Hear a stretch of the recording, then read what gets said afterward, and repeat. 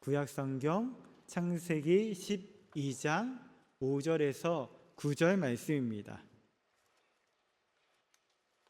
우리 창세기 12장 5절에서 9절 말씀을 다 같이 한 목소리로 봉독하도록 하겠습니다. 아브라함이 그의 아내 사레와 조카 롯과 하란에서 모은 모든 소유와 얻은 사람들을 이끌고 가나안 땅으로 가려고 떠나서 마침내 가나안 땅에 들어갔더라. 아브라함이 그 땅을 지나 세겜 땅 모래 상수리 나무에 이르니 그때에 가나안 사람이 그 땅에 거주하였더라. 야훼께서 아브라함에게 나타나 이르시되 내가 이 땅을 내 자손에게 주리라 하신지라. 자기에게 나타나신 야훼께 그가 그곳에서 제단을 쌓고 거기서 베델 동쪽 산으로 옮겨 장막을 치니 서쪽은 베델이요 동쪽은 아이라. 그가 그곳에서 야훼께 제단을 쌓고 야훼의 이름을 부르더니 점점 남방으로 옮겨갔더라. 아멘. 할렐루야. 저는 오늘 우리가 함께 봉독한 말씀을 가지고 신앙이란 무엇인가 라는 제목으로 은혜를 나누도록 하겠습니다. 한번 따라해 보겠습니다. 신앙이란 무엇인가? 하나님께서는 우리를 죄 가운데서 건져내 주시고 자녀 삼아 주셨습니다. 우리는 예수와 함께 죽고 새로운 피조물로 아버지 하나님의 자녀로 다시 태어난 줄 믿습니다. 이제는 새로운 하나님과의 관계가 시작되었어요. 전에는 죄의 종이었다면은 이제는 하나님의 자녀로 하나님과 새로운 관계가 맺어졌습니다. 하나님께서는 이렇게 새롭게 맺어진 관계에 대한 새로운 삶을 우리에게 요구하시는데 그것이 바로 신앙의 삶이에요. 그것이 곧 우리 성도의 삶인 줄 믿습니다. 그렇다면 그 새로운 삶은 구체적으로 어떤 삶을 말하는 것인가 이 시간 함께 살펴보도록 하겠습니다. 아브라함은 갈대아 우르를 떠나 가나안 땅으로 들어가게 되어지는데 총 2번의 이동이 있었어요. 첫 번째는 갈대아 우르에서 하란으로, 두 번째는 하란에서 가나안으로. 그러니까 갈대아 우르에서 한 번에 쭉 가나안으로 간 게 아니라 한 번 하란에서 쉬었다가 가나안으로 들어갑니다. 하나님은 갈대아 우르를 떠나 하란에 머무고 있는 아브라함에게 다시 나타나서 말씀하셨습니다. 그 말씀이 무엇이냐면은 새로운 삶에 대한 요구와 보상이었어요. 아브라함은 그 약속을 믿고 일어나 하란을 떠났습니다. 그리고 마침내 가나안 땅에 들어갔습니다. 우리 창세기 12장 5절 말씀을 다시 한번 읽어보겠습니다. 아브라함이 그의 아내 사레와 조카 롯과 하란에서 모은 모든 소유와 얻은 사람들을 이끌고 가나안 땅으로 가려고 떠나서 마침내 가나안 땅에 들어갔더라. 아브라함이 가나안 땅에 들어간 것은 표면적으로 보면은 아브라함의 자발적인 행위로 보입니다. 그런데 그것은 전적으로 하나님의 이끄심 때문이었습니다. 우리가 창세기 12장 5절에서 주목해 봐야 할 표현이 있어요. 그것이 뭐냐면은 떠나서 마침내입니다. 따라해 보겠습니다. 떠나서 마침내.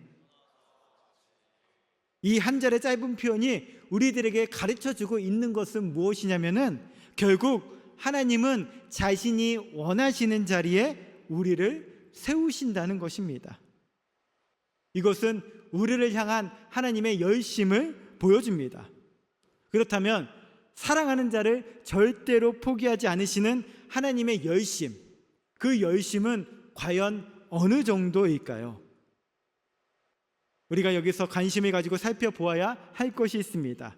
5절을 다시 한번 보시겠습니다. 아브라함이 그의 아내 사레와 조카 롯과 하란에서 모은 모든 소유와 얻은 사람을 이끌고, 이 짧은 구절을 보면은 지금 가나안으로 가고 있는 이 행진의 주체는 누구예요? 누가 가족들을 이끌고 가나안 땅으로 들어가고 있습니까? 아브라함입니다. 아브라함이 모든 것을 이끌고 갔습니다.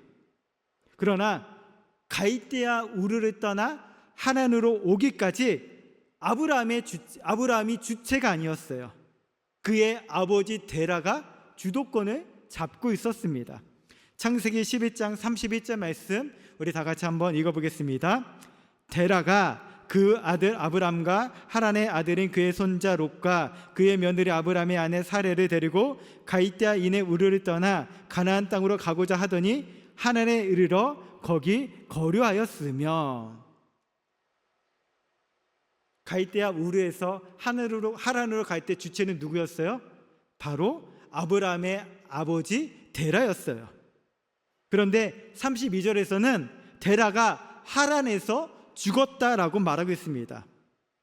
그 이후에 이제 아브라함이 행진의 주도권을 잡고 있습니다. 그리고 하란을 떠나서 마침내 가나안 땅에 들어갔습니다. 저는 개인적으로 하란에서 맞은 아브라함의 아버지 데라의 죽음은 우연한 죽음, 그러니까 자연적인 죽음이 아니라고 생각합니다. 하나님이 아브라함의 가나안 행진을 위하여 계획하신 죽음이었으리라 믿습니다. 그리하여서 아브라함으로 하여금 믿음의 행진을 주도하게 하시고 결국 아브라함으로 하여금 하나님이 지시하신 그 땅 가나안으로 들어가게 하셨다고 믿습니다. 이것이 바로 우리를 향하신 하나님의 열심인 것입니다. 하나님은 당신이 선택한 사람들을 아무렇게나 버려두지 않습니다. 간섭하십니다. 붙들고 계십니다. 그리고 함께 하시는 줄 믿습니다. 그러므로 신앙의 삶이란 무엇이냐면은 나를 향한 하나님의 열심 앞에 온전히 붙들려 사는 것입니다. 이것이 바로 성도의 삶이에요. 저와 여러분들이 그 삶으로 초대받았다는 사실을 여러분 이 시간 기억하시길 바라겠습니다. 아멘이십니까? 아브라함은 마침내 가나안 땅에 도착했습니다. 하나님의 엄청난 축복의 약속을 믿고 여기까지 온 것입니다. 아브라함은 큰 기대 속에서 힘들고 어렵게 가나안 땅에 도착했습니다. 그러나 그 땅의 모습은 아브라함의 기대와는 많이 달랐습니다. 그 땅은 아브라함을 기다리고 있는, 아브라함을 환영하는 그러한 땅이 아니었어요. 아브라함을 위해서 준비되어진 파라다이스가 아니었습니다. 창세기 12장 6절 말씀입니다. 아브라함이 그 땅을 지나 세겜 땅 모래 상수리 나무에 이르니 그때에 가나안 사람이 그 땅에 거주하였더라. 이 말씀을 좀 띄워주세요. 아브라함이 가나안 땅에 들어가자마자 제일 먼저 도착한 곳이 어디였냐면은 세겜 땅 모래 상수리 나무였습니다. 모래 상수리 나무에서 모래는 지침, 성생, 예언자라는 말입니다. 그래서 무당이나 점쟁이라는 말로 옮기기도 합니다. 상수리 나무는 가나안 사람들이 대단히 신성시 여기는 나무입니다. 가나안 사람들은 날씨 때문에 잎이 푸른 나무를 신성시 여겼습니다. 모래 상수리 나무라는 말은 그 땅의 지명일 수도 있겠지만 예언하는 신성한 나무라는 뜻이기도 합니다. 그러니까 가나안 사람들은 그 상수리 나무 아래에서 음란한 이방 종교 생활을 했습니다. 이제 내려주세요. 아브라함이 도착한 땅에는 가나안 사람들이 거주하고 있었습니다. 그들은 포악하고 음란하며 힘이 센 사람들이었습니다. 독착지에 대한 이러한 표현들은 당시 아브라함이 도착했던 땅의 형편과 분위기가 어떠했는지를 우리들에게 잘 보여주고 있어요. 세겜 땅 모래 상수리 나무에 이르렀을 때 아브라함은 과연 어떠한 생각이 들었을까요? 그가 처한 상황과 환경을 바라보면서 두려움과 갈등이 생기지 않았겠습니까? 하나님의 말씀에 따라 가나안 땅에 도착했는데 혹시 내가 하나님께 속은 것은 아닌가, 그러한 마음까지 들지 않았을까요? 여러분, 우리가 신앙생활을 하면서 겪는 갈등은 이것입니다. 예수를 믿으면 더 잘 될 줄 알았는데 현실은 그렇지 않더라는 것입니다. 당장 하늘에서 돈벼락이 떨어져야 할 것 같은데 그렇지 않더라는 것입니다. 오히려 예수를 믿고 난 이후의 생활이 믿지 않았을 때보다 더 못한 경우가 있더라는 거예요. 하나님을 섬기며 말씀에 따라 사는 것이 더 불편합니다. 인생의 길에서 신앙생활 하다 보면은 걸리는 것이 한두 가지가 아니에요. 그러다가 괜히 믿은 것은 아닌가, 이런 생각이 들 수도 있습니다. 여러분, 왜냐면은 내가 변한 거지 세상이 변한 것이 아니기 때문에 그렇습니다. 아브라함에게도 이러한 갈등의 파도가 출렁이며 일어나고 있을 때 하나님께서 아브라함에게 나타나서 다시 한번 말씀해 주셨습니다. 창세기 12장 7절 말씀 다 같이 읽겠습니다. 야훼께서 아브라함에게 나타나 이르시되 내가 이 땅을 내 자손에게 주리라 하신지라. 이 말씀은 아브라함에게 다시 한번 확신을 주시기 위한 하나님의 말씀이었습니다. 그렇지만 아브라함은 도무지 그 땅이 하나님이 자신에게 주신 땅이라고 확실하게 믿어지지 않았습니다. 그래서 점점 창세기 12장 9절 말씀 보면은 남방으로 내려가고 있는 거예요. 6절에 보면은 아브라함이 그 땅을 지나 9절에서 점점 남방으로 옮겨갔더라라고 끝을 맺고 있습니다. 그 사이의 구절들에서 가장 빈번히 등장하는 표현들을 한번 주목해 보시길 바라겠어요. 5절에 떠나서, 6절에 지나, 8절과 9절에 옮겨입니다. 이러한 표현들은 아브라함이 현지에서 느끼는 갈등을 잘 표현하고 있습니다. 그러니까 아무리 생각해도 그곳은 하나님이 주신 땅이 아닌 것 같습니다. 하나님이 주신 땅이라면은, 하나님께서 우리들에게 허락하신 약속의 땅이라면은 어떻게 그처럼 형편과 상황이 살벌할 수 있겠습니까? 어떻게 그렇게 적응하기 어려운 땅일 수 있겠습니까? 아브라함이 보기에 그 땅은 전혀 준비되어진 땅 같지 않은 거죠. 도무지 그 형편을 받아들일 수가 없었습니다. 그리고 그 현실 앞에서 갈등했습니다. 그래서 아브라함은 다른 곳을 찾아서 남방으로 내려가고 있는 거예요. 여러분, 우리는 여기서 무엇을 기억해야 될까요? 믿음의 삶은, 신앙의 삶은 하루아침에 완성되어지는 것이 아니라는 거예요. 여러분, 그렇습니다. 하나님의 나라는 하루 이틀 만에 이루어지지 않습니다. 기다림과 훈련이 필요합니다. 왜입니까? 그것은 하나님의 능력이 부족해서가 아니라 우리에게 변화가 필요하기 때문인 줄 믿습니다. 우리가 하루 이틀 만에 변하지 않기 때문에 새로운 삶을 향한 연단과 훈련과 변화의 시간이 필요합니다. 여러분, 우리의 삶이 어떻게 변화되었는지 지난 삶을 한번 되돌아보시길 바라겠습니다. 변화는 순식간에 이루어지지 않습니다. 변화되기까지 참으로 오랜 시간이 걸리지 않았습니까? 변화를 우리가 느끼지 못할 만큼 아주 조금씩 바뀌고 있지는 않습니까? 아니, 어떤 때는 바뀐 것 같으면서도 아직은 여전히 제자리 걸음하고 있지는 않으십니까? 그것이 바로 우리에게 신앙의 훈련과 기다림이 필요한 이유입니다. 우리들의 신앙의 대선배인 바울의 고백을 한번 들어보시길 바라겠습니다. 로마서 7장 21절에서 24절 말씀입니다. 다 같이 읽겠습니다. 그러므로 내가 한 법을 깨달으노니 곧 선을 행하기 원하는 나에게 악이 함께 있는 것이로다. 내 속사람으로는 하나님의 법을 즐거워하되 내 지체 속에서 한 다른 법이 내 마음의 법과 싸워 내 지체 속에 있는 죄의 법으로 나를 사로잡는 것을 보는도다. 오라 나는 공고한 사람이로다. 이 사망의 몸에서 누가 나를 건져내라.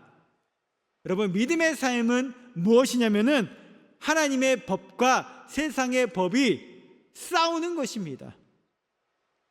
그 싸움은 하나님의 승리로 끝나게 됨을 믿으시길 바라겠습니다.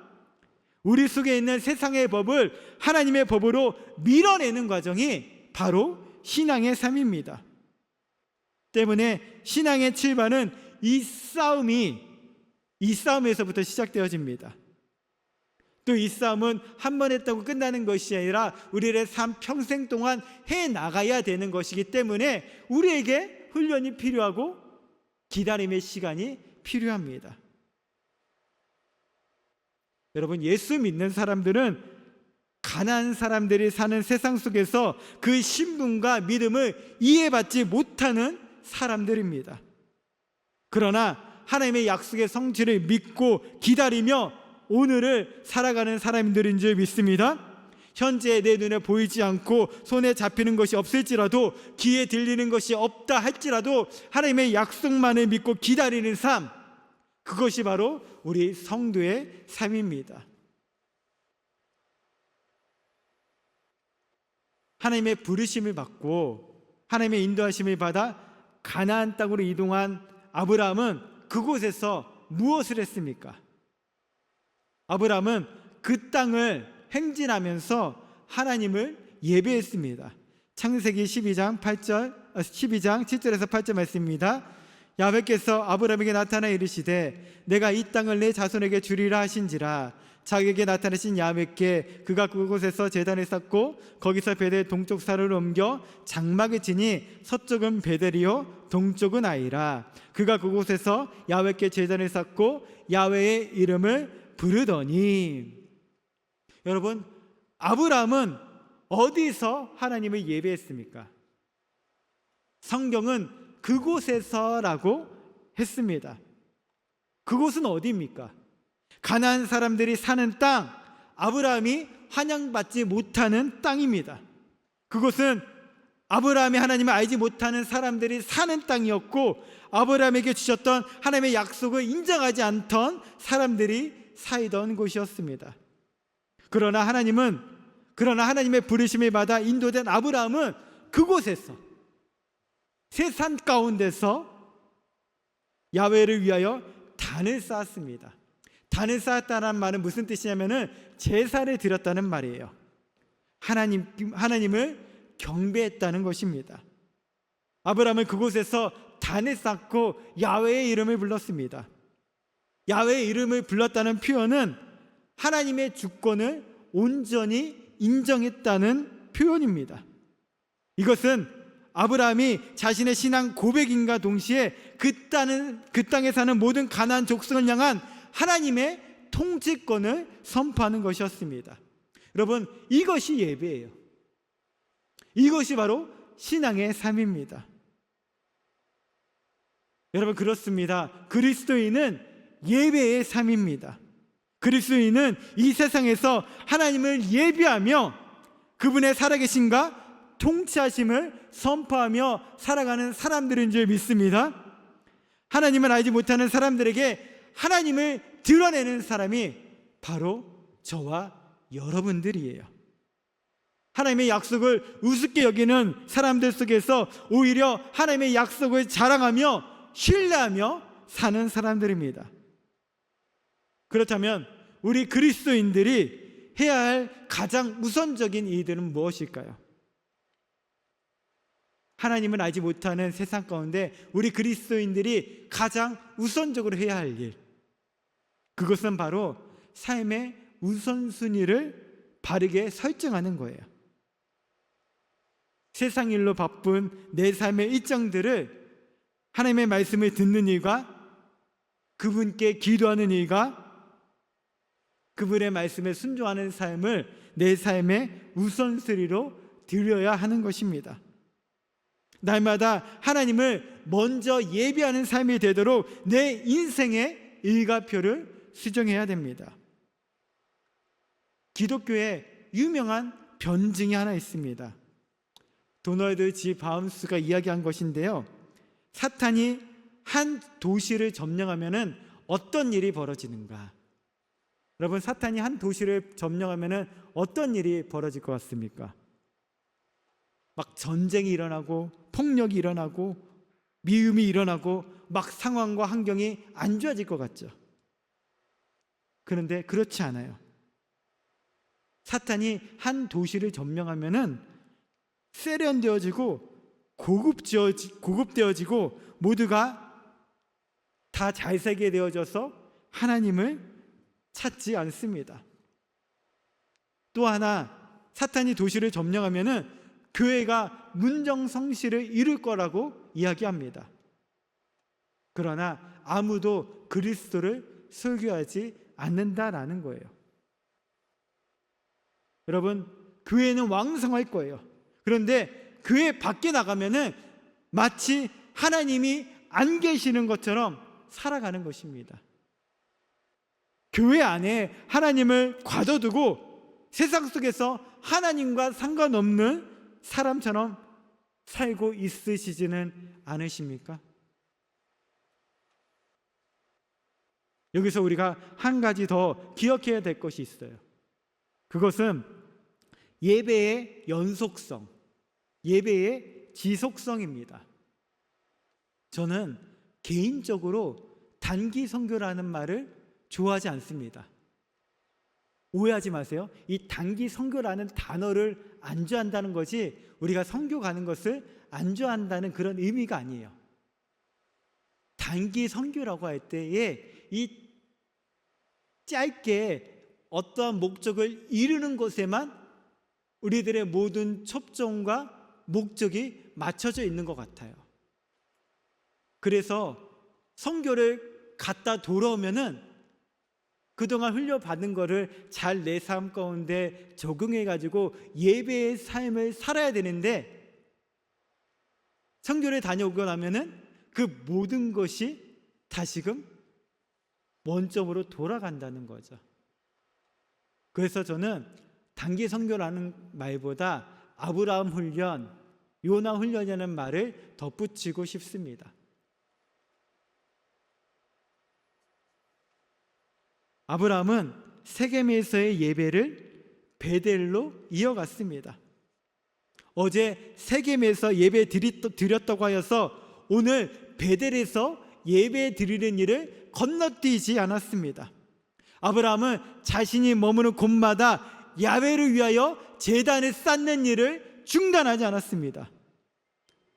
하나님은 아브라함에게 내일의 약속을 주면서 오늘 예배하라고 말씀하십니다. 여러분, 왜일까요? 내일의 약속을 주면서 왜 오늘 예배하라고 말씀하셨을까요? 오늘의 예배는 내일의 약속을 현재에 누리며 미리 맛보는 것이기 때문입니다. 우리가 날마다 하나님을 예배하는 이유는 우리를 향한 하나님의 미래의 약속을 확신하기 때문인 줄 믿습니다. 오늘 여러분들의 예배 생활은 어떠십니까? 지금 하나님은 여러분들의 예배를 기다리고 계십니다. 혹시 어제의 예배를 의존하여서 오늘을 살아가고 있지는 않으십니까? 아니면은 바쁘다는 이유로, 피곤하다는 이유로 오늘의 예배를 내일로 미루고 있지는 않으십니까? 아니면은 교회 안에 하나님을 가둬두고 세상 가운데서 하나님과 전혀 상관없는 삶을 살아가고 있지는 않으십니까? 여러분, 기억하시길 바라겠습니다. 하나님은 지금 여러분들로부터 예배 받기를 기뻐하십니다. 믿으십니까? 믿으십니까? 말라기 1장 11절 말씀 우리 다시 한번 읽겠습니다. 만군의 야훼가 이르노라. 해 뜨는 곳에서부터 해 지는 곳까지의 이방 민족 중에서 내 이름이 크게 될 것이라. 여러분, 아름다운 말 같지만 우리가 문맥을 살펴보면 이런 뜻입니다. 우리가 예배하지 않으면은 하나님은 이방인들에게서 예배를 받으실 것이라는 거예요. 무슨 뜻이냐면은 우리를 버리신다는 의미입니다. 우리가 하나님을 예배하지 않으면은 하나님은 이방인들에게 예배를 받으시겠대요. 우리를 버리시겠대요. 때문에 여러분, 어제의 예배로 우리들의 신앙의 의무를 다했다라고 착각하지 마시길 바라겠습니다. 날마다 하나님을 예배하는 삶을 살아가는 저와 여러분들 되시기를 주님의 이름으로 축원드립니다. 날마다 하나님과 교제 나누며 주님의 말씀에 따라 순종하는 삶을 살아갈 때에 우리의 삶 가운데 예비되어 있는 그 모든 축복과 은혜를 누리며 살아가는 우리 일산순복 영상교회 모든 성도님들 되시기를 주님의 이름으로 축원드립니다.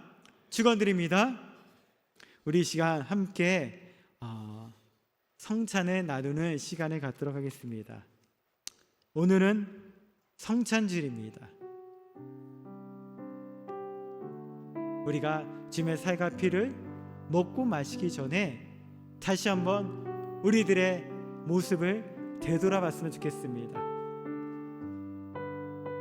지금까지 하나님과 예수를 믿는다 하지만 하나님과 상관없는 삶을 사다가 오늘 하나님을 예배하기 위해서 이 자리에 나오진 않았습니까? 또 오늘 예배를 드리면은 이 성전을 벗어나면은 하나님과 상관없는 삶을 살아가고 있지는 않으십니까? 이 시간 다시금 우리가 주님 앞에 돌아오기를 간절히 소망합니다. 주님 앞에 믿음으로 굳건히 서기를 간절히 소망합니다. 우리 성찬에 대하기 전에 주님 앞에 먼저 회개 기도를 드렸으면 좋겠습니다. 하나님, 내가 하나님과 상관없는 삶을 살았습니다. 하나님께서 우리에게 새로운 관계를 맺어주셨는데 우리는 어느덧 이전의 모습으로 돌아가서 내 뜻대로 내 인생의 주인이 되어서 살아왔습니다. 이 시간 그 모든 것 십자가 앞에 내려놓사오니 주여 이 시간 우리를 변화시켜 주시옵시고 하나님의 자녀로서 이 땅 가운데서 주님을 예배하는 삶을 살아갈 수 있는 우리 모두가 되게 해달라고 우리 시간 나가지 주여 삼차하며 기도하도록 하겠습니다.